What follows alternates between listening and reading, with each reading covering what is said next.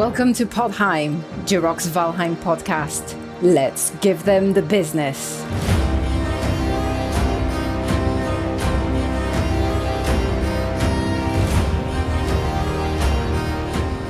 Hey everybody, today is January 26, 2022. I'm your host, Jirok the Viking, and joining me today are my fellow Vikings, Gwen the Shield Maiden. Hello, Vikings. Viking Rudy, Rudistic the Guardian. Hello, everybody. And Viking Thorin, aka Metaroon. Hey everyone. Remember the first time you encountered that big lumbering troll in the Black Forest? You probably turned and bravely ran away, just like Gwen did. Then one day, you built up the courage to go back and give that troll the business, just like we're going to do today. So first off, we're going to start with a few quick announcements. My YouTube channel is approaching 7K subs, which is pretty exciting to see. Started it almost 9 months ago. And I wanted to announce that once we hit 10K subs, we're going to do a face reveal and live stream with all of us here. So that should be fun. If you guys are interested in that, just make sure you sub to my YouTube channel and encourage others to do the same. 3K more to go. Right. Tell your friends, your family, your mums, your daughters, everyone. Go subscribe to Jirok's channel. And guys, it's time to clean up those beards then. Hey, right? Time to grow those beards. To be beautiful and luscious for that face reveal. Yeah, I got a little bit more time probably to grow mine out for that. Get some VKN G jewelry, put in my beard to hold it in the Viking positions. There you go. What else we have? We've got a new Nomap Playground server Season 1 launching. It's going to launch this Friday, January 28th. That's when this episode comes out, so it should be out now.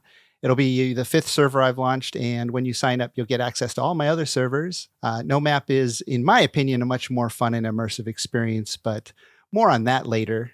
The new server will include all the same things as the Survival Playground Season 1 that we launched last week, which will include hand-built locations, mini-bosses, fun lore about each, artifacts, weapons, tools, and armor. And in order to enforce the Nomap, we'll have a couple of mods required so that nobody's tempted to turn it off when they feel like they get lost. It'll run for 2 or 3 months, just like the other one, Season 1 server, and then it'll get reset for Season 2. And right now, as of this recording, we have 125 members who are playing on our servers and over 850 people in our Discord, which is pretty exciting. And we'd love to have you join us. If you're interested in playing with us, you can join our Discord channel and visit the server application channel. We're going to start off with some Valheim news today. The Mountain Caves release schedule has been confirmed by both Grimcore and an interview that we did with Smithy, who is one of the people who's very active on their Discord channel. What we know so far is that it'll probably be launching in the next few weeks. They have to do some closed testing and then some public testing before they release it to the public. And if you're interested, you can actually join their Discord public test channel, and you can be one of the people to help them test and find bugs. They usually release it just a couple of days before the public release.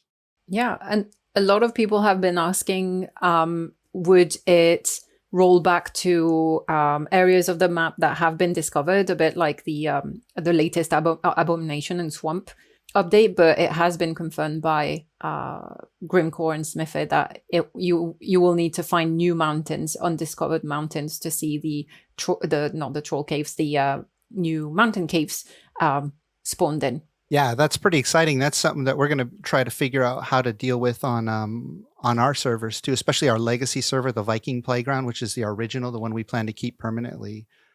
We may have to try to reset particular zones, or maybe even we can spawn in the caves, just like we can spawn in dungeons manually, but we'll figure something out. And then of course we have all of our other servers that will have lots of new mountain areas for you to explore that will have them. I can't wait to claim one of those mountain caves for my house.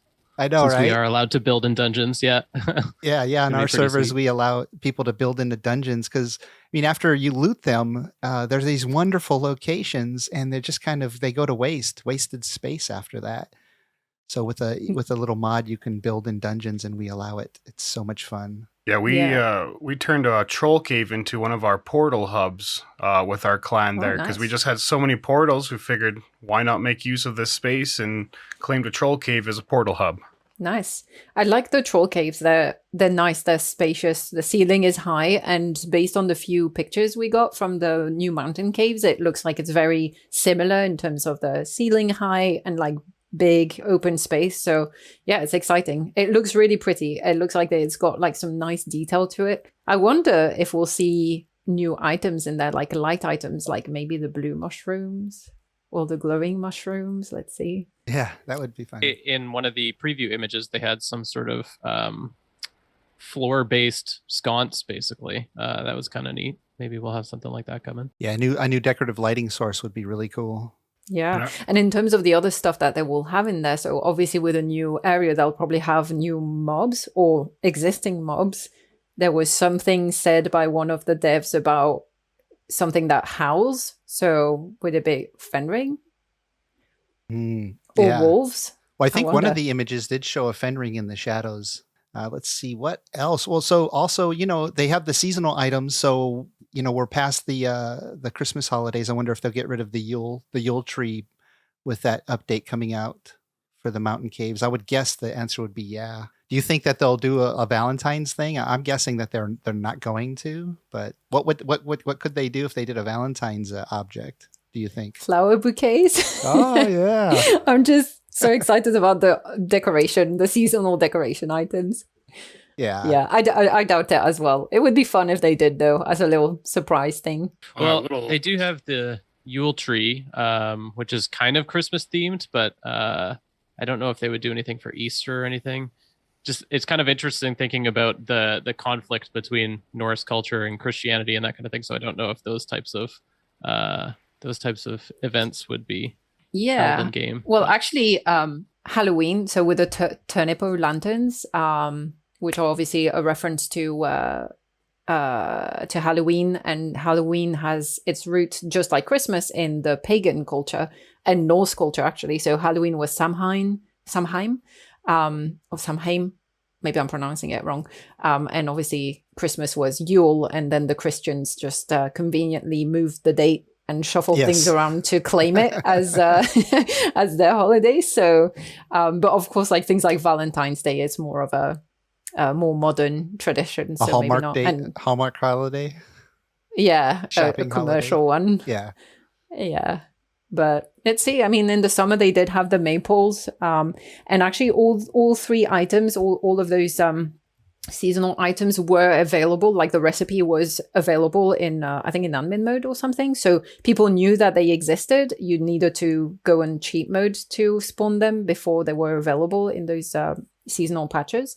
So yeah, I don't know. Maybe they'll add some more at some point. But my guess is that these are the only three seasonal stuff that we'll get. Yeah, they definitely seem to stick to the, some kind of a Viking theme. So if it seems like it could fit, like with the Christmas being more of a pagan holiday that was, taken over by the Christians, that fits in perfectly with Norse culture. So, yeah, I don't know if Valentine's Day or some of the many other holidays fit in. I don't want to give away too much from our Smitha interview there, but we did see a few cool things that's heart related that they could possibly do. So that would be kind of neat. Yeah, there are some hearts in the game. Maybe we'll just have to hand those out on our servers for Valentine's.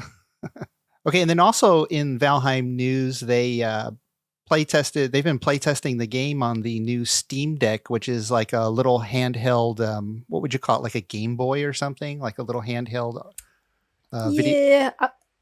It's almost like the Nintendo Switch, but not Nintendo, right? And it seems to be a bit more than that in the sense that it's like an actual computer. You can hook it up to a monitor and use it as you would a laptop.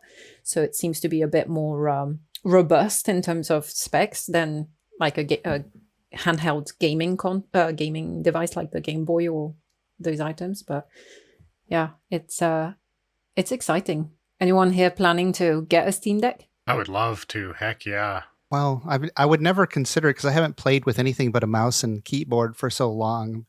Like usually if I have to travel away from my computer, I'll take my gaming laptop. But having a little handheld device might be kind of fun, especially if Valheim's going to be on it. I think it's That'll a good be- way for. Oh, sorry. Yeah, I was just gonna say it'd be interesting with the thumbsticks, right? Like snapping when you're building and stuff like that. It's gonna be interesting to see how that works. Yeah, I feel like it'll be more for the gameplay aspect and less for the building. There are definitely cases on PC where you've got like a margin of a single pixel when you're trying to snap, and it can be pretty finicky. I'm sure that wouldn't be fun with thumbsticks, but I don't think that would ruin the game too much or anything. Yeah, and my understanding is that you can, because of the way the Steam Deck is, it's built for PC gamers that want to occasionally have a handheld device, as opposed to something like Nintendo Switch or other ones that are more built for people who are used to using consoles. So I do think that you can plug it as a laptop and plug in like a keyboard and a mouse if you want to use it that way. But I think the major advantage that everyone seems to be looking forward to while using the Steam Deck is that you can actually plug it into your TV. So you can have like your gaming experience if you want, use like your keyboard and mouse, but have like your big TV screen instead of playing on a normal monitor.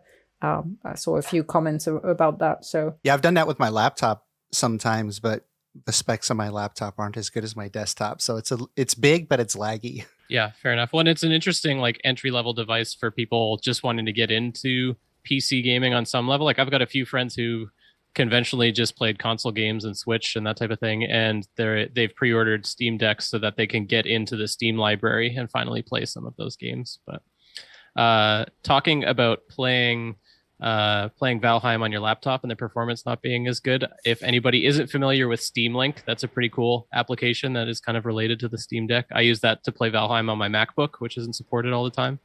Basically, it's like hosted game streaming. So you host the game on your PC and you can stream your screen and your controls back and forth to another computer, which is pretty neat. Yeah, I've seen that option. And when I boot the game up on my laptop, it always asks me that. And I just get mad and say, what are you doing? Close. I didn't ask for that option to pop up. Just load the game. But yeah. That probably is similar to, what was it, Google trying to do that thing where they will play the game on their computer, but then stream it to you. Yeah, with Stadia. Yeah. Yeah, everybody's starting to do it. There's NVIDIA with GeForce Now, and Windows has Game Pass, and yeah, there's lots of different options for that now. But nice to be able to kind of run it locally with Steam Link. Well, that's nice too, because a lot of people, you don't want to have to make a huge purchase on a computer to have the best hardware to run a game. You could just let another service like that run the game for you. And I would probably do that if I didn't need my computer to be beefy to do all my video editing. So yeah, one of my friends actually was playing Valheim on an iPad with GeForce Now, so it is possible. Oh, nice. And it's a good option for people who, as you say, don't really committed to PC gaming, but want to join in on games like Valheim with their friends. So yeah, it's exciting. I wonder when when the first Steam Decks will be shipped. I think for now you can pre-order them. But with a chip shortage and all of that, I don't know how long it's going to take for people to actually receive them. Given that PS5s took so long for people to finally get their hands on them. Yeah, and Smithy was telling me that they got some of the hardware to test out, and I think he said that they had 3 different versions with like there was a low end one, then a higher end one, and then an even higher end one, the top tier. And the only difference between that and the second level was the monitor. Like the hardware inside was similar, but the monitor was drastically better, viewing angles and color and contrast and all that stuff. And I bought a gaming laptop with great specs years ago, and it had a terrible monitor, and I will never do that again. It says they start shipping out next month. Oh, cool. Wow. So I did a YouTube video, if anyone's interested, not so much about the Steam Deck, but it's about the Steam Deck announcement, because in that Steam Deck video, there's a special feature that gets revealed, a new feature in the game, and it's the pause feature. Is that, being able to pause the game? Right now, if you want to pause the game, you have to just log out. Is that something you guys would have ever made use of or wish they had when you were playing single player? Absolutely. Yeah, just certain game situations, like you said, you have to log out or whatever. Just being able to go to the bathroom quick and just hitting the pause button. Heck yeah, that'd be great for single player. It obviously wouldn't work in a multiplayer server like what we play, but yeah, single player situations, absolutely. I think I would use it, but I don't know if I love it being added to the game. I think for something mobile, it kind of makes sense where, you're playing in a doctor's office and someone calls your name and you have to look up and you pause quickly. But for me, it kind of breaks the immersion and kind of enables players a way to like calm down in really panic-stricken situations. Like when the troll's chasing after you, or the feelings, and you can just like pause and collect yourself and turn around and take them on. Right. It provides like a little bit of an advantage and breaks the immersion a little bit. But other than that, I mean, I totally see why they're adding it for a mobile device. Yeah, that's a good point. I thought the same as you in terms of for mobile. I think you just because how people would play it on mobile, it's likely that they'll play it when they're like commuting or something like that. And you want to be able to pause quickly if something happens, you need to like hop off the train or whatever. At home, do you need it when you can just simply log out? I don't know. I kind of like the excitement of just having to quickly run to the loo and come back, hope, and not knowing if your character is still alive. It just adds a bit more, and as you say, it's the kind of fully immersive experience. But if I know that I need to go and sort something out for more than a couple of minutes, I would just log out, I think. So yeah, I mean, makes sense for the Steam Deck to have that. I wonder if they will have that option across all devices, and I'm guessing it's also only for single player. Mm-hmm. Yeah, whether that'll come to PC or not, I guess we'll see. Yeah, I'm pretty sure that pause feature is going to come to PC.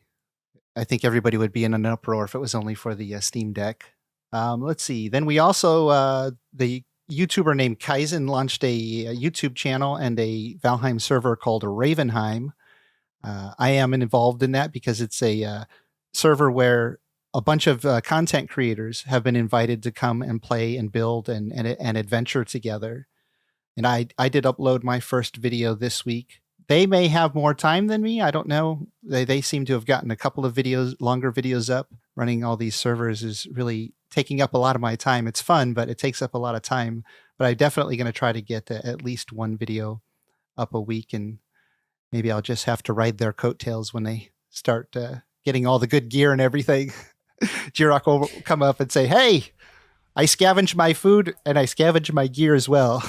Scavenged out of their donation chest. Yeah, exactly. Just beg your way around like I did on this server. Yeah. What you guys upgrade to the next level gear? I'll take your scraps. So is that a vanilla server, or how's that work? It is. It's a vanilla server. There's no mods except for one, and that is a free fly camera mod that just allows us to, as content creators, do some better pictures for our thumbnails and take some, better video footage of the things that we're doing. So it helps with content creation. But other than that, yeah, it's all vanilla and no other mods. Is there like a certain duration that is preset of like how long you're going to be all playing on this, or is it pretty much until I don't know, is there like a end objective or something?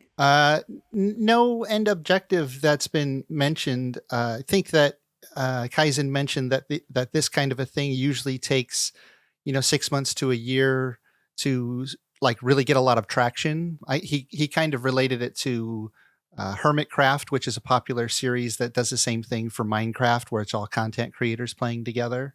So yeah, I don't know. We'll see how it goes and how long people stay interested, and if it picks up traction. The feedback from the community has already been really good. I'm getting people from their subscribers, making comments on my YouTube and vice versa, right? Because maybe some people who were their audiences are coming to me, or vice versa. So it's kind of fun, and I'm hoping to get to play with them at some point. The schedules are hard to coordinate because we're from all around the world, and Kaizen is super busy too, because he runs servers and makes content, and he's in Australia. So his, like, I'm in bed, he's just getting up, and or he's finishing his work day, and it's a little hard to coordinate so far, but I'll run around and see what happens. Finally get to play the game a little bit rather than just doing admin stuff all the time. And we also interviewed Smithy recently. It was like a 2 or 3 hour interview, and he gave us some great stuff. We had him over. We learned a little bit about him and what he does for Valheim and Iron Gate. And we also had him kind of discuss a lot of the admin spawnable stuff, a lot of stuff that nobody knows exists in the game, or very few people anyways. and things that we've spawned in and we've played with as admins on our server, and always had questions like the history and whatnot. And he sort of went over some of that. So you'll see some of those videos coming out. I'll probably chop that 3-hour interview into a couple of bits and check for those on my YouTube channel. But a couple of interesting things we did discuss were like some of the things that impacted the FPS when you're playing the game. Do you guys remember any of the things that he mentioned? We're asking terrain manipulation. We were asking him if that caused instances and stuff like that. I was just going to say, interestingly, he said that terrain manipulation contributes very little to FPS drops and lag within the game, which is good to know because I think a lot of people had concerns over that. The other one he talked about was illuminating objects that emit light and kind of cast shadows, especially moving shadows on other objects like fires and torches and that type of thing. He actually gave a few good tips. I think he said it was more like the light stuff was more related to your laptop or computer performance or specs. If you had a high-end one, you could you'd have less problems than someone who is playing with a lower-end computer. And he gave a few tips on I think something about the active lights. If you reduce that, that it might help with FPS, that sort of stuff. Yeah, and one of the things he mentioned was that there's a thing called a glowing mushroom, and it's a big mushroom. It's a permanent, it's indestructible, and it doesn't flicker or pulsate or anything, but it just glows a constant, cool kind of bluish white light. But he did say that it is also an FPS hog. So because of how big it is and how much light it emits. Yeah, I remember it casts a lot of when light. when I accidentally spawned in 50 of them under the Asgard build bridge. It was scary. I think at that point it was pretty much like 2 frames per second until we removed them. But yeah, it was quite interesting. He spoke about these ones and we were kind of wondering and asked him questions about things like the glowing mushroom, those kind of items, what they were intended for, and if they would come up in game and stuff. And he mentioned that a lot of these items, especially those that are indestructible, like the glowing mushroom, were initially intended to be just those kind of items in the background that you can't really interact with, but they're just there for lighting and stuff like that. So they initially apparently were playing around with the idea of having those mushrooms into some of the crypts and burial chambers and so on. We asked about why is it so huge compared to the other mushrooms, and he explained that actually it was just because they created the model that way and then they just scale it for when they actually place them in the game. So it's a bit of it's not really meant to be that big. They would scale it down to the same size as other mushrooms. But yeah, it was quite interesting to understand why some items are the way they are and indestructible and so on. Yeah, he did mention too that 2 of the best settings that you can turn down in the graphic settings were the active point lights and the active point light shadows, just because of that, all that interaction and calculation that goes on. So if you want to have the game look as good as possible and have most of the other things turned up high and turned on, that maybe start with turning those down. So if you need to, I think on my laptop, I just turn everything all the way off. So we have a question for our listeners that we were talking to Smithy. Can you guess why the black metal is green? Do you guys remember what Smithy said? Anyone? Yeah, so their original design was for black metal to come from fueling poops. They would poop out the black metal. No, that was not it. Wasn't it? They were pooping the bones out. They were pooping bones out, and then their blood, the black metal was covered in their blood, which was green. No, so the reason why the black metal drop is a drop from killing fuelings is that they, and the reason why it's green is because the black metal is made out of their blood. Ah, okay, I missed that. Yeah, and the poop thing was something else. Was the bones, yeah.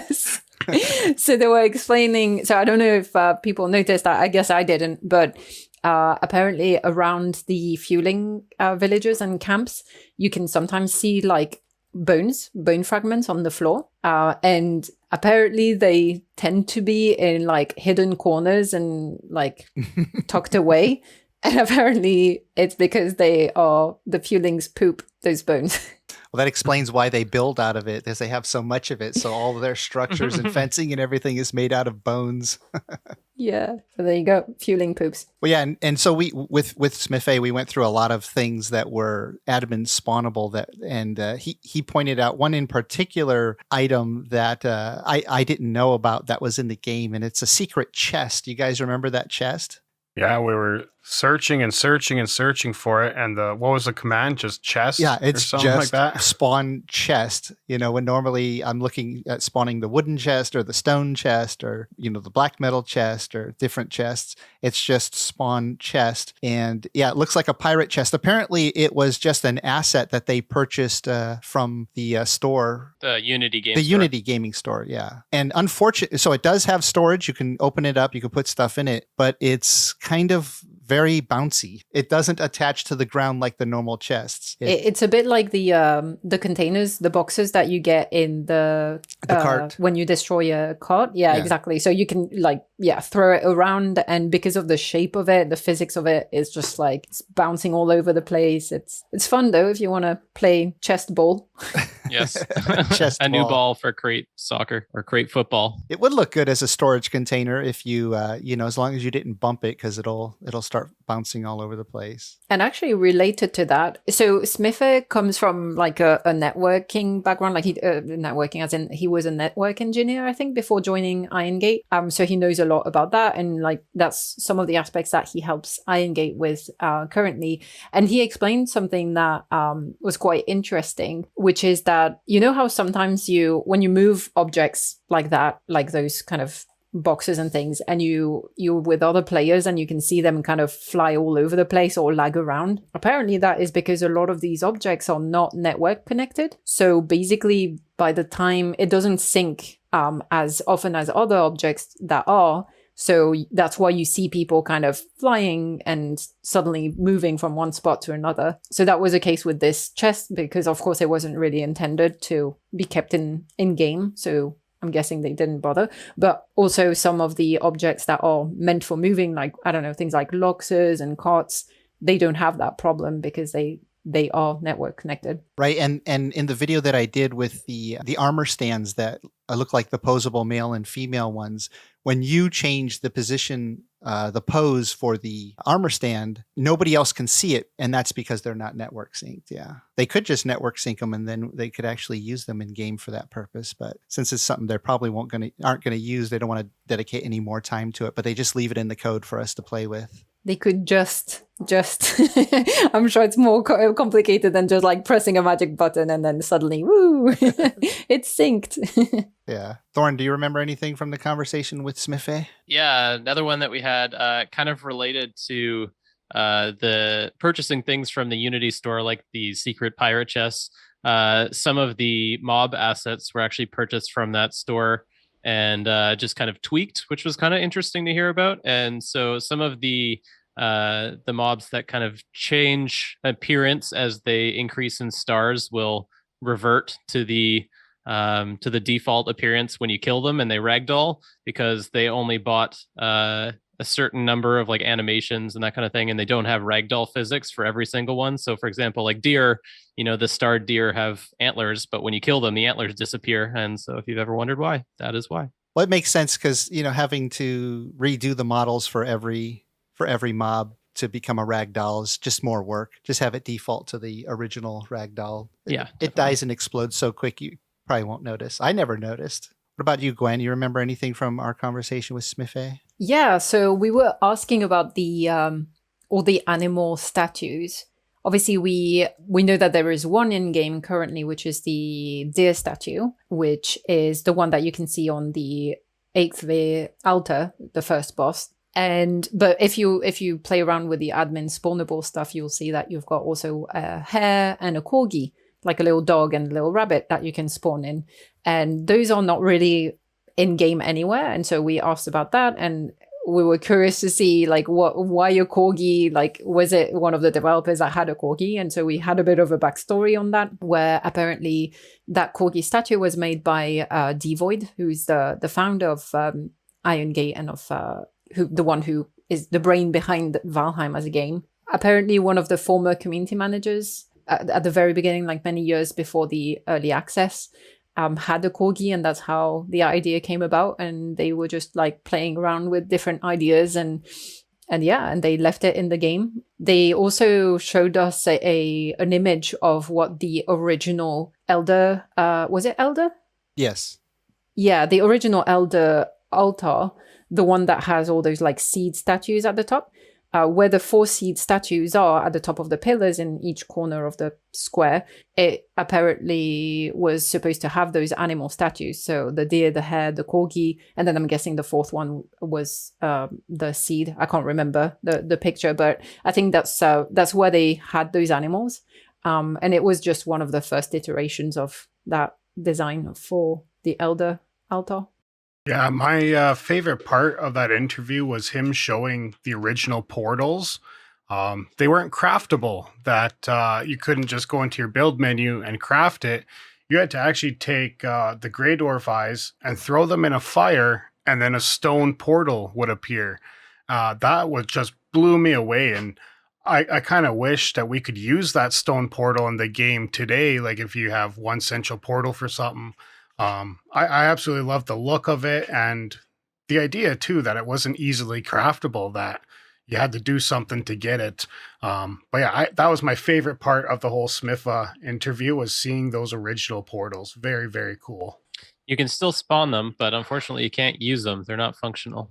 Wait, and he also mentioned, I forgot if you mentioned it, but those stone circles that you see in the game, you could only create the portal there with the Grey Dwarf eye throwing it into a fire, but only within those stone circles. And I actually love that idea, because then that would make portals a little more rare and a little more the awe of the magical portal is kind of taken away just by, walking into somebody's house, and there's just portals all over the place. It kind of removes the mystique a little bit, but having to venture out and find a portal location and knowing that would be the only place you could create a portal, that would be great. But he said that because of the way that the game spawned those stone circles, they felt it didn't spawn them enough. And so instead of, going into the code and having them spawn more frequently, they just decided to revert to the system we have now, which I'm a little sad about, because I loved that idea that he shared with us. Could you imagine being the first person to discover that Easter egg, that you just randomly throw a Grey Dwarf eye in a fire pit inside of one of those circles? That would have blown everyone's minds, I'm sure. Yeah. Yeah. Now we think about it, it's like, what a Grey Dwarf eye? Like, it doesn't make much sense unless they had put like hints around those stone circles. I mean, those stone circles, to be honest, still to this day, I think every now and then I go and try to dig around to see if there's treasure, because I'm like, there is a stone formation, it must mean something. But now I know what they were there for, and yeah, it would have been an interesting one for sure. I think what I like about the idea is that because you're limiting the places where you can have portals, it's still even though you can use portals, it still encourages you to walk and sail and find other means of transportation, where now with portals you could just get away with just portaling through from every part of the map, and you don't really have much more purpose to sailing other than transporting ore or dragon eggs. Yeah, and I missed the idea that people would use the wagons more and build roads, and at crossroads build signs. Because when you're wandering around the world and you see that, it just feels so much more lived in. And plus it's fun, you run into a road, you want to see where it goes, and you follow it and it goes somewhere interesting, or it ends up in, at somebody's build, which is fun. So our Nomap server should definitely promote that, because they don't have the map to use. So I'm guessing we're going to see roads and signs all over the place. But thinking about this idea of only the stone circles having portals, I would love to create a server that basically prevented portals completely, and then we would maybe as admins just put portals down in stone circles. And so that people could still have portals, could still use them, but they had to find these locations, maybe report them to an admin would teleport to them and add a portal or something to kind of revive that old thing that they have. Because I love that idea of limiting portals some way, but still having them because they're very useful, but just limiting them in that way. Hey, maybe for future seasons. Yeah, JSP season 2, hint, hint. Yeah, it's a great one. Probably have a mod that enables that too, where you can only build within those circles or something. Well, I'm pretty sure there's one that at least limits them, but yeah, I would like to see what other types of restrictions we can place on portals with the mods. A couple other things that Smithy was talking about, that they only really have 2 programmers on the team. And it's just interesting that they've done such an amazing job with this game with only 2 programmers. And it's no wonder that, there's so many amazing mods in the community, because there's hundreds, if not thousands of, programmers who are making mods for the game. And the small team at Iron Gate, there's just no way they could provide all that mod content because they're just 2 people. I'm so happy for the mod community. Definitely. It's pretty great to have, just to be able to extend the game. I have one more on the stone portal thing. There, if you're not aware, there's also a stone word, which is kind of neat. And it looks like a little squatty stone pillar. And just thinking about it gave me the idea that it's really hard to make round pillars with stone. It's easier to do with wood. I wonder if you could use those and stack them. If they're round, then it would be interesting. And I actually noticed in the mountain caves sneak peek picture we got, you do see pillars that we don't see anywhere else in game. So maybe they recycled that idea and kind of transformed it to include it in as part of the mountain caves. Yeah, I would love more round objects. Hey everyone, this episode is sponsored by G-Portal. They host all of my servers, and I have to say they are pretty awesome. If you're looking to rent your own gaming server, you can save 5% if you use my link in the description. And if you're interested in some really cool Viking jewelry, things like necklaces, rings, bracelets, and even some Viking clothing, check out vkngjewelry.com and use code GIROC for 10% off. Link in the description. A lot of you out there have probably heard about it, but there's actually a little spaceship in the game that the admins can spawn in. It's called the Toronco Flyer, and it's just like a little Easter egg left in the game by Richard Svensson, aka Devoid, from one of the original games he was planning to make, which was a little space game. And apparently, Smith A said that Richard took most of the mechanics of that game and just ported them over to the Viking era for Valheim, and left that little spaceship in game, it's kind of cute, but it's also very bouncy, like the box and the secret chest and a few other things. So you can kind of bounce it around in a funny way. Not functional, unfortunately. When I first saw it, I was like, oh my God, can we fly this thing around? I'm waiting for somebody to make a mod to make that thing flyable. Yeah. Oh, there's an airships mod. I don't know if you've seen that. You can get giant zeppelins and everything. Maybe that's part of it. Haven't looked yet. Wow. Yeah. Crazy. The mod to so that you can build your own ship and actually sail it on the sea. And then, I'm sure there's one for the airships too. But moving on, Rudy's going to start us off with our next segment. Rudy? Absolutely. One of our favorite times of the week, our favorite things in Valheim. Last week, we talked about our favorite foods. This week, we're going to talk about our favorite weapons. What are our go-to weapons in the game of Valheim? Actually, I'm excited to hear your answer, Jirok, on this one. Oh, well, anybody who's watched me using a weapon in game probably knows that I like to give everybody the business with the thing that makes the biggest, loudest noise and boom and crash. And that's the sledgehammer. Every time I swing it, even if I don't say it out loud in my head, I'm thinking, I'm about to give you the business. And I love both the sledgehammer and the stagbreaker, but the stagbreaker probably holds even a stronger place in my heart because it's one of the earliest, cool weapons that you can get. And I'm a little sad that the stats on it are so low that as you start to progress, it doesn't make sense when you get into higher level areas. However, on my server, we're going to start introducing the idea that you can take lower level weapons and and armor and beef them up to the equivalent stats of top tier stuff, so that not everybody has to use the same weapon or look the same. So maybe I'll eventually get myself a high level stagbreaker. And when you're running around, do you carry the weapons or do you put them away? I'm just curious, because isn't there like a 10% movement speed decrease on that sledge? Yeah. I tend to usually just carry it around if I expect to use it relatively soon. I know that you can hit R and quickly put it on your back and quickly pull it out, but I usually forget and I just stow it normally. And Gwen, what's your favorite weapon? I think I'm gonna have to say one of the axes, and I think my favorite axe is probably gonna be the crystal battle axe. It's not the one I use the most. I think I use the black metal one more in like normal combat because I like to have like the shield up as well as the axe. But the crystal battle axe looks really cool. I like how you craft it as well, having to go and find the crystals, which is when they came out with Hearth and Home and added that to the game, it was quite exciting to go on that adventure, see what you could craft with the crystals, and it just looks so nice. And I love the glow it's got, the color, it's quite unique, and yeah, it's pretty satisfying if you're getting like a skeleton surprise or getting swarmed by mobs like Surtlings or the Greylings and Grey Dwarfs, and you just do one big swing and kill them all in one go. It's it's really satisfying. And the special on it is pretty cool too. I forgot about that. The special on it is actually quite compared to the big swings, it doesn't take as much stamina, so you can actually use that as well for like little stabby stabs and pokes. And it's a pretty good weapon.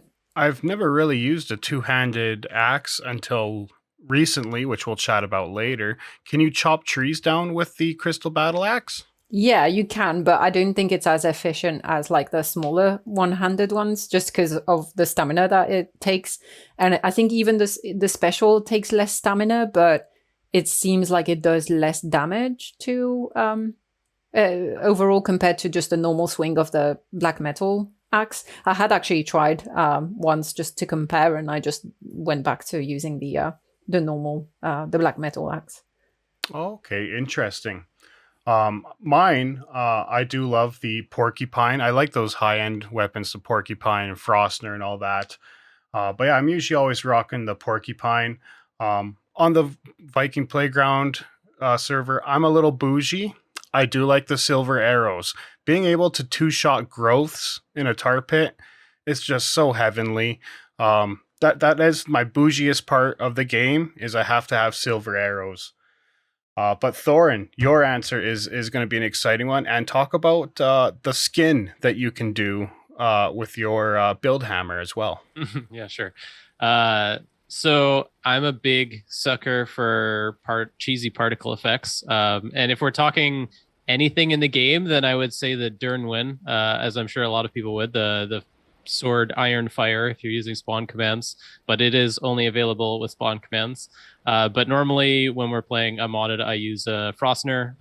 I love the mace stats or the damage type. I find it's just best kind of all around weapon, and then the frost is really nice against late game stuff. So I'm a big builder. I kind of like I like how the Frostner hammer kind of fits with that aesthetic, and my name is Thorin. It kind of looks like Mjolnir, so it kind of goes well thematically too. But yeah, what Rudy was saying about my build hammer is I actually use a mod for some transmog stuff, which I have a YouTube video out about, but I've actually got it set up so that when I have my build hammer out, it actually looks like Frostner as well. So I get to build things with my Frostner, which is kind of neat. That's pretty cool. I've seen him do some work on the admin channel there, and I'm like, what on earth are you? What's going on here? He's running around with a Frostner building things, and then he told me that there's this cool mod that you could do that with. So pretty neat, and it absolutely suits you perfectly. Yeah, so next up, we wanted to talk about some of the things that we like to see change in the game. I like this segment because, nothing's perfect, not people, not games, even though the game is very, very good. And all of you admins on my server are very, very close to being perfect in my eyes. But so some things we'd like to see changed. For me, the terrain manipulation in the game it's an interesting mechanic. Most games I've played that have terrain manipulation, you can sort of dig through it, create tunnels and caves and stuff. And this was a really kind of exciting, interesting new way to do it, where instead of digging caves, the ground kind of drops. It's a different gameplay mechanics and different building mechanics than I'm used to in other games. And I know some people lament that because they wish that they could dig caves, but I just see it as a new challenge for how you go about building things. You build a cave with maybe you find some rocks and kind of use those as the ceiling or whatever. But the one problem with the terrain manipulation is that it just completely messes with the AI in the game. So the thing I would want to change is just, I wish they would just go in and make the AI be able to climb up anything that a player can go up. the AI should go up, because otherwise it's too easy to do base defense. So as an admin, and I would spawn in mobs to go around and, try to chase the players, especially like we have like a new siege series event that we do where people build a base and I send mobs to try to break into their base. Well, the mobs just get hung up on the simplest things. A little tiny ledge between a building piece they'll get stuck on. They'll get stuck on the terrain if it slopes a little too high or something. And so I kind of have to push the mobs forward or spawn them inside or closer to the base, which is kind of cheesy because, the whole idea for the siege event is they are supposed to siege it, not just appear inside of it. And player bases, like I want to defend my base, right? Like that's the excitement when, a raid happens and you get all excited and you get up on the wall and you start defending it, or you run out to defend it. But right now you can just do a couple of things with the terrain and or building pieces and cheese the AI. So if I could change anything, push the magic button, it would be to let mobs climb up over anything like a spider. So I have an extension to that request. It's a very good one. But yeah. As far as I know, the only mob in the game that can jump is the Fenring. Every mob should be able to jump, but they should have different jump distances, and that jump distance should be accounted for in the path tracing calculations for the AI. Well, and you remember we ran that event with Fenrings on the mountain, and the Fenrings would jump down the mountain. Yeah. But they couldn't get back up it. We had to harpoon them and pull them up to get them back to the players. It's like, come on, it's just a mountain. It's your mountain. You're a Fenring. You can jump. Get up the mountain. And then some were forgot about, and then we go back there in the swamps, and there's Fenrings all over the swamps. That was a little scary. But I did notice that with the Fenring AI is that sometimes it just like completely bugs out and just stands there. You can tell it's aggroed on something, but it's not moving, as if it's not the AI is not finding the path for it to get to you.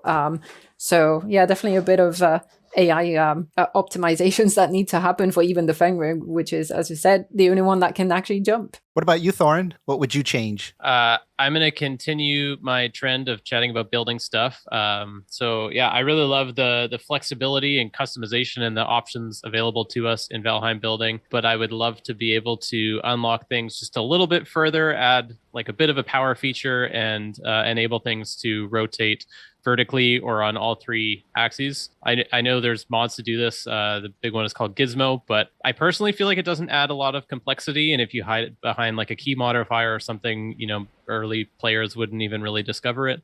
And it's just kind of a power user for more advanced builders to like really unlock the creativity in the game. Yeah, I think I've heard conversations with the Iron Gate devs where they say that they don't ever plan to do that because of added complexity, but I would love to see it regardless without mods. Yeah, for sure. What about you, Gwen? Magic button to change something. Well, to be honest, this week I struggled a bit to find something that is like actually meaningful. So it's very nitpicky, the one that I picked, but it's the one that I just thought of this week, which is that I noticed, and I think it came with the Hearth and Home update. Maybe it came later, but I don't remember when I started the game, the fish. I think they were just all fish, but they didn't have like specific species of fish or anything. But now actually, depending on which biome or which environment, if you're in near a river or a sea, you can have different species. There's tunas, there's pikes, and I'm sure there's more to be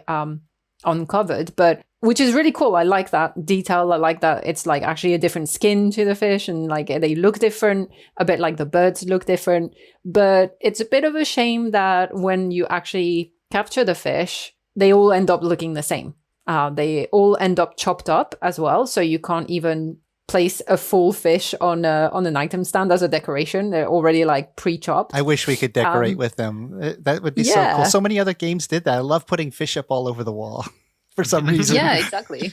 The singing bass fish on your wall. Exactly. Yeah. Exactly. You need that in a tavern for the tavern to be complete. So it's a bit of a shame that you can't really do fun stuff like that. Same with the feathers, actually, with the birds. There's you can see, depending on the different biomes, it's like different types of birds. But when you kill them for the feathers just all look brown. All the same. So yeah, it's little details like that. I mean, like, again, I'm being really nitpicky and asking for like a really tiny detail, and yeah. But what I'm excited about though is if they are starting to introduce those things, if they with the evolution of the game, they might actually introduce different recipes for the different type of fish. Maybe you have to fish a certain type of fish to do a certain soup or, I don't know, food recipe. And that would be quite cool. Nobody wants mystery fish meat. No, exactly. Pre-chopped. What about you, Rudy? Magic button to change something, what would it be? Well, if I had the magic button, I'm big into the role playing, as we all know. I'd love to see just non-armor clothing items added to the game. We have the linen cape and the few different colors you can make with it, but for players like on our big server who don't always battle and are warriors and tavern keepers, to just have normal regular clothing that doesn't have armor boosts or anything, I think would be really cool. It would really add to the role playing aspect of things. But one of my favorite things here that I want to talk about is, since the launch of the survival playground that you started on Friday, it really brought me back to the roots of this game, which is a survival game. I think you took for granted, when you're done, when you're high level armor and all that you can go and one shot a Draugr. It gets pretty easy and redundant at a point, right? Starting on Friday, when you launched this survival server, it really, like I said, brought me back to the roots where when you first start, a boar can kill you. And when you see gray dwarfs, you got to run away. It was really cool to just get that mindset again, that it's survival and not just, one-shotting everything. So I really appreciated that. It really, really brought more love of the game, that it wasn't necessarily stale or anything, that you're running all these events and stuff that keeps it fresh, which is great. But just getting back into that mindset that it's survival. You're not going to get iron in the first day. You have to work towards it. And I'm just super excited for that. We've had a lot of fun on there so far. I think in the first weekend that was launched, I maybe had 8 hours sleep, if that, because just so excited, just thinking of the next step all the time. And we have quite a big clan on there, and I'm always thinking, how can I make life better for my clan mates and all that. It was very cool to just come back to stage one with that server launch there and start fresh. And yeah, it's a good old time. So I want to talk about that for a bit, because I really appreciated that. I know a ton of other players did too. And it is so much fun. Thank you so much for that idea and for launching that. It is so great. Yeah, so that was actually dipping into the next subject that we're going to talk about, and it's the launch of Jirac Survival Playground Season 1, which we launched last Friday. And I have been monitoring Discord a little bit and how many people have been on, and I've seen people logged on for 8, 10, 12 or more hours at a time, which is, it's great to see kind of rekindling that love of the game again, getting to start fresh and survive, but not just, going out and venturing to a mostly empty world, which is kind of what Valheim is, mostly empty. A few dungeons here and there for the Forsaken boss summoning spots. But other than that, it's mostly empty. But myself and Thorin and a couple other admins went out and built all these cool locations for people to come across. And I think everybody's loving that. So Rudy, just to expand on that, what is the temperature of the community? Like, what are they saying about this adventure map, and do they want more of it? Absolutely. There's a lot of excitement. Obviously the artifacts, being able to find stuff that's not normally in game, is a huge draw to that server. I will say the first weekend, the first 3 days was pretty darn stressful, right? Not being able to beat a gray dwarf right away, having to work on your skills and all that. But yeah, the temperature has been just, everyone's been liking it. There was a bit of not miscommunication, but just the difference between the Nomap users and the map users. Hence why we decided here to start the actual Nomap server on when this is released on Friday here. But it's been pretty cool, and to see, like the community we have in the Viking playground is massive, and it's really cool to see. But to see that move over to a fresh world with nothing going on is just really, really cool to see the community work together. everyone's fighting for Surtling cores, for instance, right? You don't usually see that in a big community server right away. It's usually Surtling core spawners and farms right away. So yeah, I think everyone's been having a great time. We've had one player on our clan who actually played for 17 straight hours. Woke up, had breakfast, Wow. did not eat at all for the rest of the day. 17 straight hours. Yeah. So that's proof right there, right? Proof is in the pudding that people don't want to log off. They're having such a good time. And it just brings back the love of exploring again, right? Looking for new locations. I found one location that I don't know who made it. It might have been Thorin. I was one of the Scorpion Kings. And beautiful, beautiful location. And it wasn't easy to find the artifact. We had to look around and try and figure things out to get it, right? It wasn't just sitting there in the open, which was nice that you can't just... Oh yeah, I was just going to say, don't reveal that, because we're going to replay that. I want to see if other people can find the artifact. That was one of the more interesting hidden spots for the artifact. Yeah, and it was just the excitement around our clan and our community. Like, oh, we found something, guys. Everyone come over. And it was pretty cool. So I really appreciate it. And it's definitely brought the love of the survival aspect of the game back in.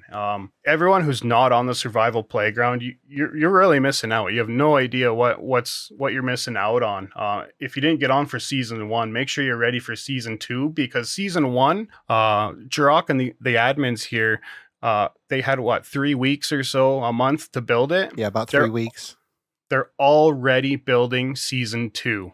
So it's just going to be that much more intense. So like I said, if you're not on season 1, make sure you're signed up on the Patreon or YouTube and ready to go for season 2. Yeah, and season 1 is launching again as a Nomap server this Friday, so you can get in the first week if you're interested. Thorin, what as an admin, building the locations and seeing what people's experience, it's hard to keep up because there's so much chatter about it and Discord. What are your first impressions so far? My first impression was just kind of awestruck at how persistent everybody's being. Like, everybody's so stoked about all of these points of interest and artifacts and everything, and it's crazy to see how quickly everybody's grouping together and ripping through all of them. And it's definitely going quicker than I expected, which is a good thing. It's awesome to see everybody so excited, but definitely means we need to prep some additional locations for the next season, I think, that's for sure. But yeah, it was a lot of fun building things out.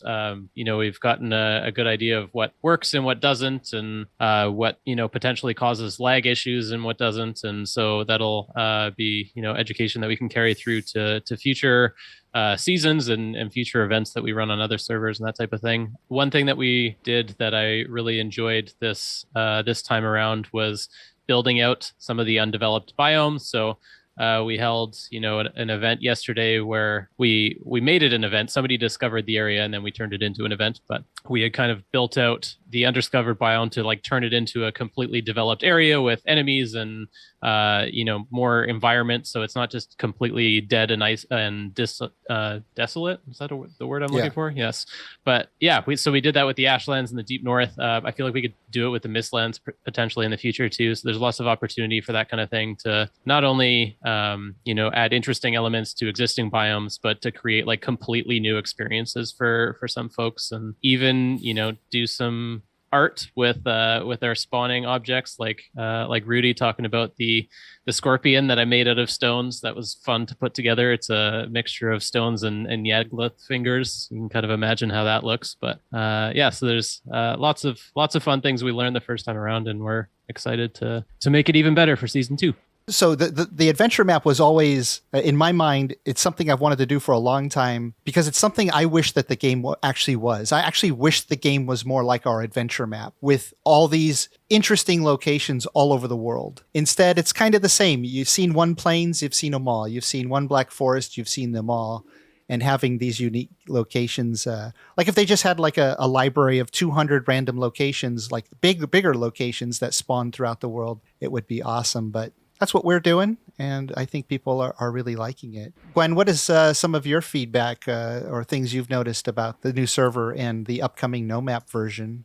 Yeah, so one of the I guess we didn't really get into the reason why and how it came about with the Nomap server.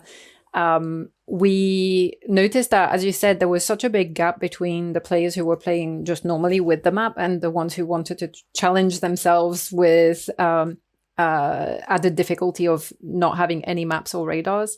And the problem was that because you had people progressing much faster, I think it just created not necessarily frustration. Well, maybe it is frustration. But yeah, I guess people just felt like they were so far behind and they just couldn't catch up if they were playing no map. So after actually just a day or two, a lot of people who intended to do a no map just ended up using map anyway. And having listened to the feedback from the community and from the players, we decided that, you know what, actually might be a better idea to separate all the different game styles. So if people enjoy playing at a certain pace, or using things like or not using things like maps, it might make sense to actually have different servers so that the people who have similar game styles can play together on one server instead of having one big mashup of all the game styles and having people that are left a bit frustrated. So that's the main reason why we are opening a no map only server, which will be enforced by a mod. So no cheating there. Mm-hmm. Everyone will have to just play without a map and find their way. And the community response was great. Like, people are super excited to start on that server and start fresh with everyone being on the same page, on the same level.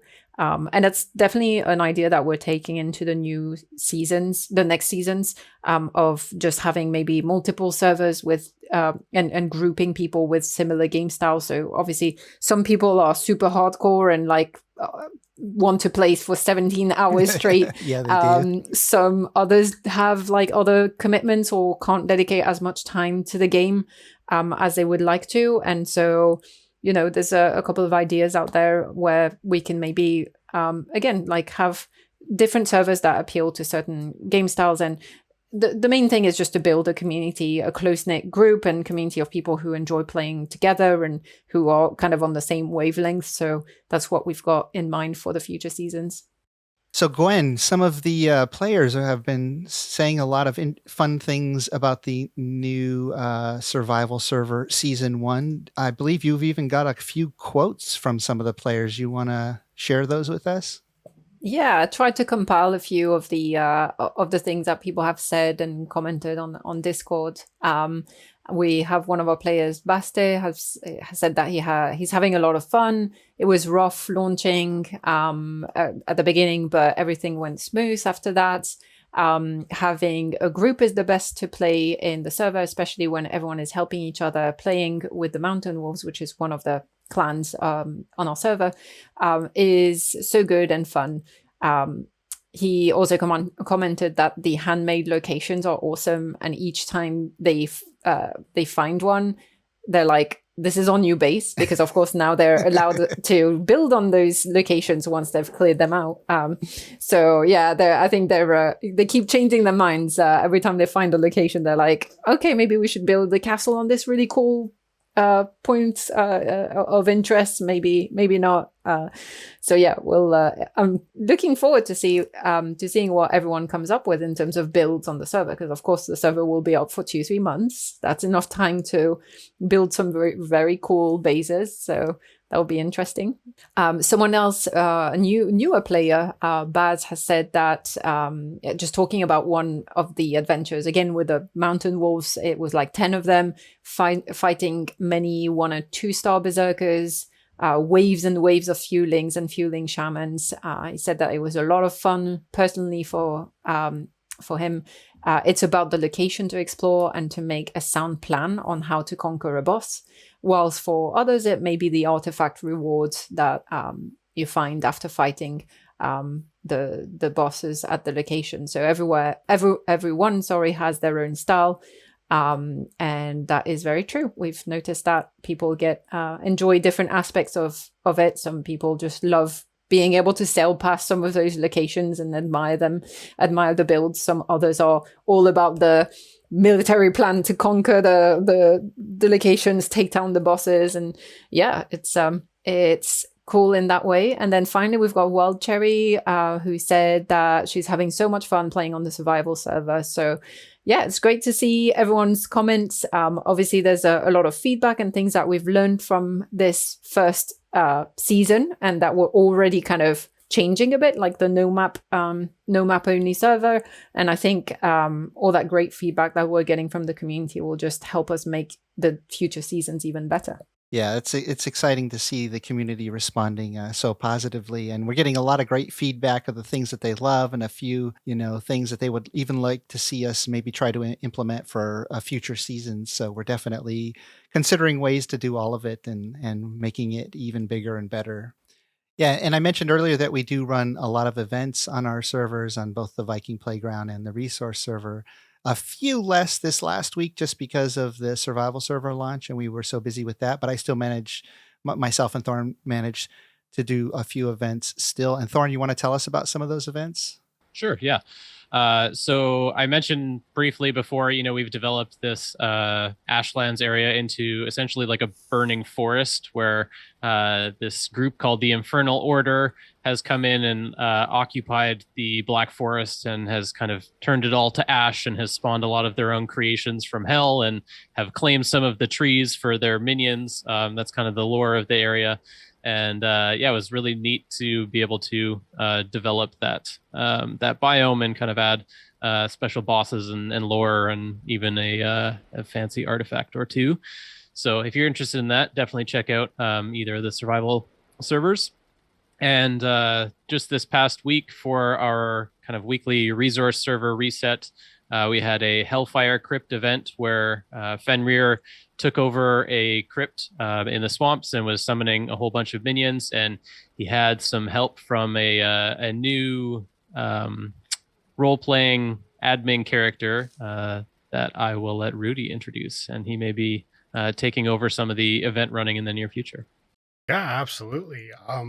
Going off all the lore and stuff like that, your admin character is Fenrir, the son of Loki. One of my favorite parts of the game is the serpent stuff and the boating and all that. So after doing some research, I learned about Jormungandr, who is also a son of Loki.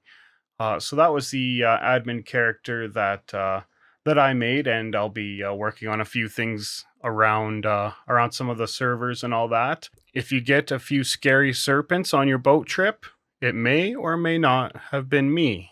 Yeah, and I also ran a siege on one of our players named Kondo. He created a stronghold. It was called Uppsala Stronghold. And to go back to the thing I would change in the game, it has to do with the AI. The hardest part about sieging their stronghold, because they kind of built it up on a hill, was that the mobs had a really hard time getting up the hill. And so I had to try to find ways to get them up there so they could actually siege the stronghold. And really, I think they got past the first gate, but that's because I was kind of spawning the mobs right on the gate. And they really couldn't get much further because the AI just had such a hard time. But still a fun event. And as admin, I'm learning, how to do those siege events with the limitations of the game. And I think they'll just get better as we go. But yeah, could always have AI where all the mobs can move like spiders and climb over everything, even walls. That would be great. And then we would close out with some interesting facts about us for those of you who stuck around until the end. And this week we're talking about cool things we've got planned this year. Tulkas? Yes, my cool thing I'm going to do this year is... I need to put the meme picture up, right? Yeah, do it. I'm going to give people some business. Battle calls, Tulkas. I'm so glad that gained traction. That was fun. Rudy, you want to tell us about anything cool you've got planned for this year? Yeah, absolutely. My son is autistic, and so every few months or so, he has a new obsession with things. Lately, he's been about being on a big boat. We've been on little fishing boats and stuff like that, but never a big actual boat. Of course, with COVID, it's a little tough to find cruises or anything.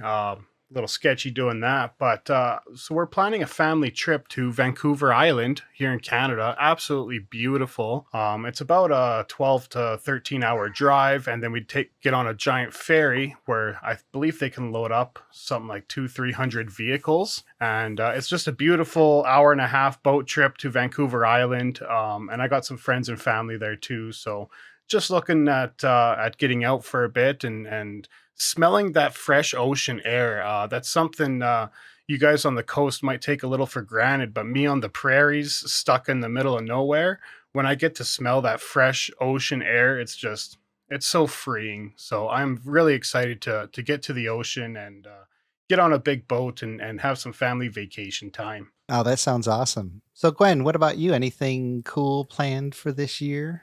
Yeah, quite a few actually Viking related things. I've gone a little bit maybe a bit overboard. I decided to try to do all the Viking things, and so I'm lucky that in the UK there's obviously like a lot of people that have interest in history just because of the location in Europe. We are fortunate to have so many great pieces of history everywhere we go, like castles and lots of buildings and things like that.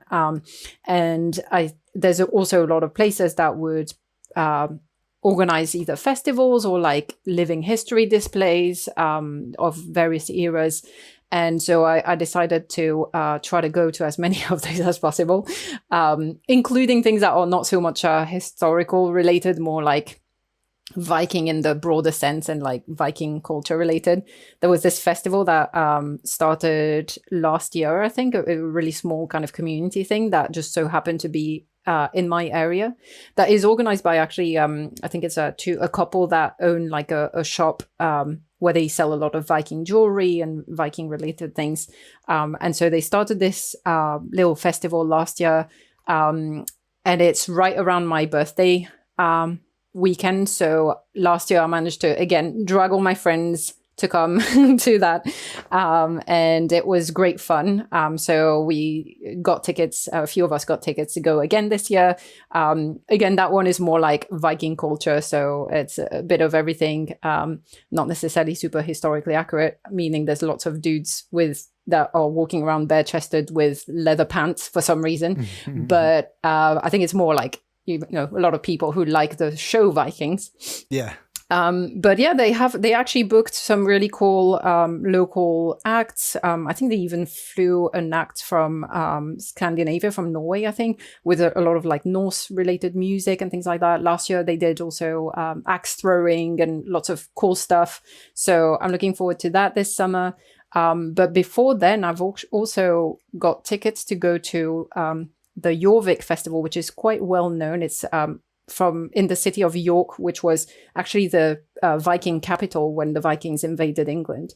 And they have like a great museum there, which is the Jorvik Center. And it has all year round lots of displays and things around the history of Vikings and how they invaded half of England and all of that fun stuff, and the influence they left on the culture, the language, and so on. Usually once a year they organize this big festival where they have like big reenactment battles and history displays and things, and it looks really cool. So got tickets for that. It got pushed out. It was supposed to happen in February, but got pushed out because of COVID to May. So I'm really crossing my fingers and hoping it will go ahead. And not next month, in March, I've also booked to do some workshops and like more crafting things, and going to learn how to use natural dyes and dye like yarn and fabrics.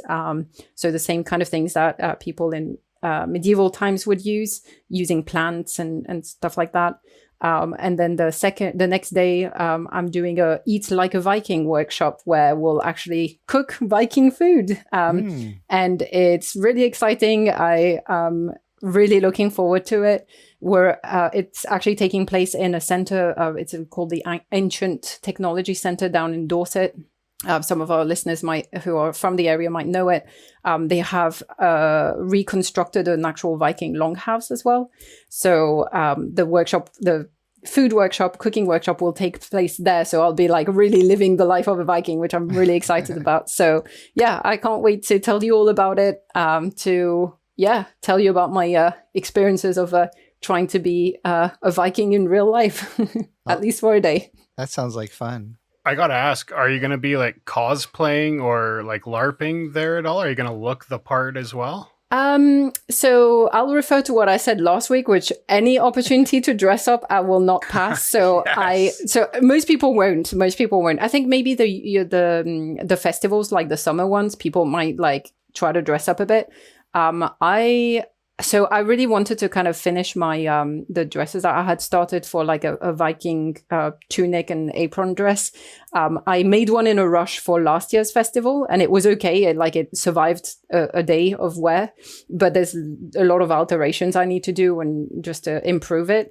The problem is I just keep procrastinating so much that I need a hard deadline to finish those things. So I'm gonna use that as a deadline, and I'm gonna try to have a full outfit, maybe 2, ready for all these things that I want to do. Maybe not for March, but at least for the big festival in May. Is it possible that maybe we'd see some pictures or videos of Gwen in her Viking outfit? Maybe if we hit 10K subscribers? Yeah, I'm happy to do that. I was thinking maybe I can also, as like special content, maybe for the patrons, I could record a few bits of the workshops if anyone is interested in the that'd be crafting and awesome. the foods and things. I could take loads of pictures and try to record some footage there. So yeah, let us know. Contact us, join our Discord, chat with us. Let me know if you're interested in that, in which case I will try to prepare some things and make sure I document my journey as Gwen the Shield Maiden. Oh, that would make great premium content for the patrons if you could do that. And obviously, if you send me that stuff, I can edit it together for you to something. Sounds like a plan. Awesome. How What are about you you, up to Jirok? What's this- your... Oh, sorry. I was asking the same thing. What are you up to this year? Yeah, so for me, I hit a special birthday this year. I turned 21. Yay, congratulations. You're an adult I now. could finally enjoy Viking mead or something. No, actually, I turned 50 this year in December. Of course, I feel like I'm still in my 20s or 30s. And because I do enjoy a lot of physical activity and go to the gym 4 or 5 days a week and all that stuff. Of course, I had a few weeks off because of COVID. But I'm trying to keep my fitness up because I want to go to Machu Picchu this year in Peru and not just take the bus up like everybody else does and walk the few steps up to the top. I actually want to do the 3 or 4 day hike through the old trail where you get to see all the old ruins and, you have a guide and they tell you all the history and then you camp out and, it's 6 or 7 or 8 miles of hiking every day. So, over some pretty, tough terrain, and it's really high elevation. It's something like 10 to 13,000 feet. And that's what most people have a hard time with is the atmosphere being so thin that it's a little harder to get your breath back after you've been, exerting yourself. I queried a company last year that I saw a YouTube video of a group that went and they talked up really highly this one group that took them to up to Machu Picchu and on the hike.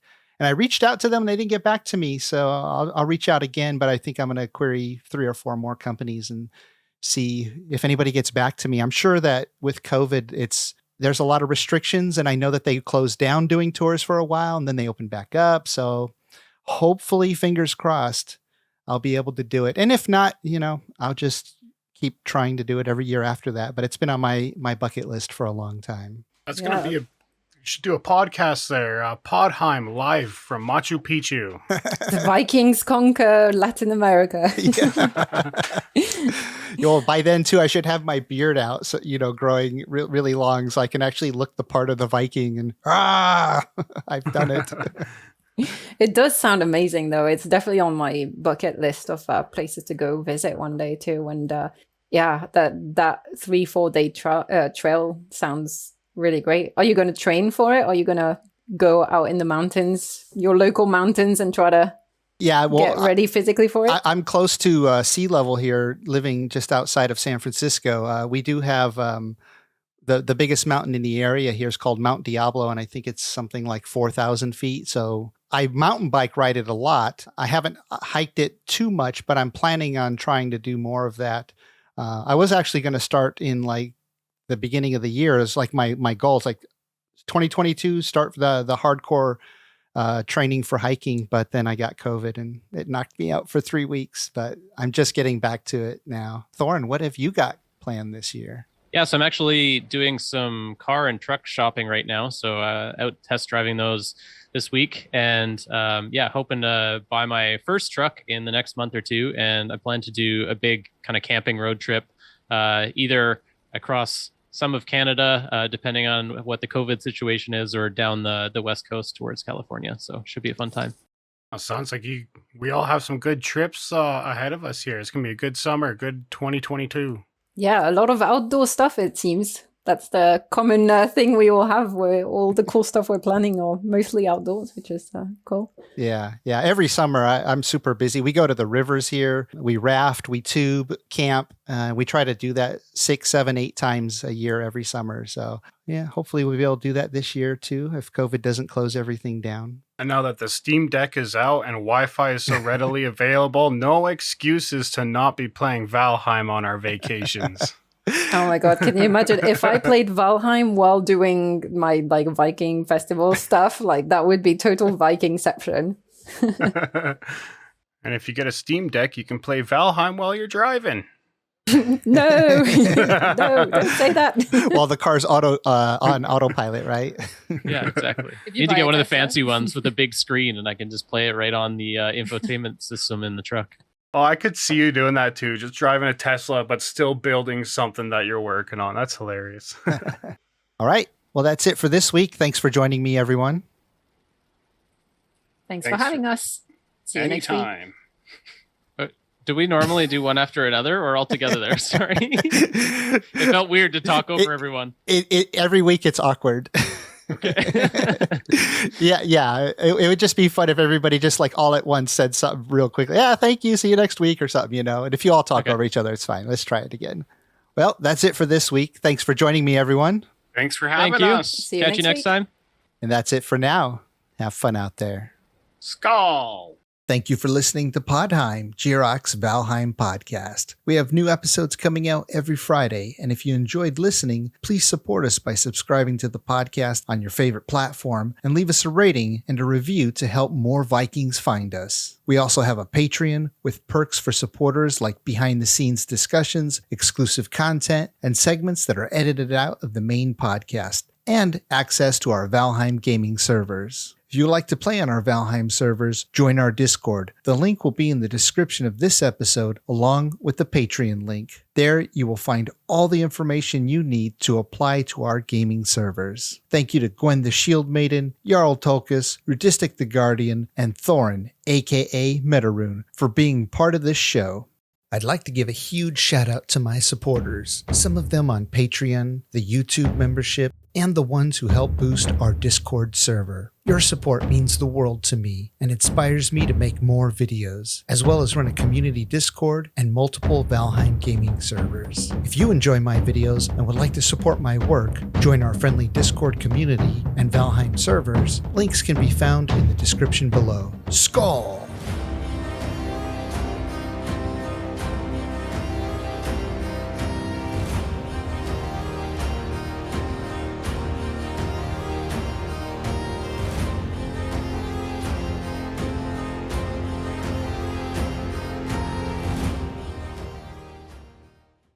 Yes, my cool thing I'm going to do this year is... I need to put the meme picture up, right? Yeah, do it. I'm going to give people some business. Battle calls, Tulkas.